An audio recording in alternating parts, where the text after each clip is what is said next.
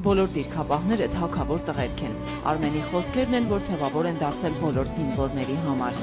Արմեն Հովհաննիսյան, կրտսեր սերժանտ, որը ճանաչվեց տարվա մարտ ու հետմահու պարգևատրվեց արիության համար մեդալով։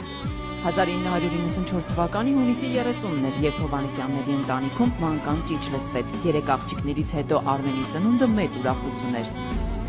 Զորակոչվեց, երբ սովորում էր Մշակույթի պետական քոլեջի վերջին կուրսում։ Զբաղվում էր քանդակագործությամբ եւ աշխատում կահույքի արտադրամասում, պատրաստվում էր դառնալ օպերատոր։ Զորակոչվեց ու երդվեց։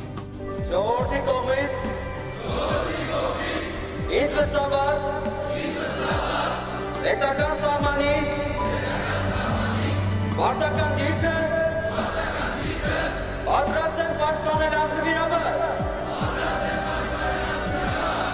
2014 թվականի հունվարի 19-ի լույս 20-ի գիշերը հակառակորդը փորձեց ներխուժել հայկական տարածք, սակայն Արմենը նկատեց դիվերսանտներին, զգուշացրեց զինընկերներին եւ անցավ դիմադրության։ Նույնիսկ ծանր վիրավոր վիճակում շարունակեց դիմակայությունը։ Դա հայկական ուժերին հնարավորություն տվեց արագ կազմակերպվել եւ հետ շպրտել թշնամուն, պատճառելով մեծ կորուստներ։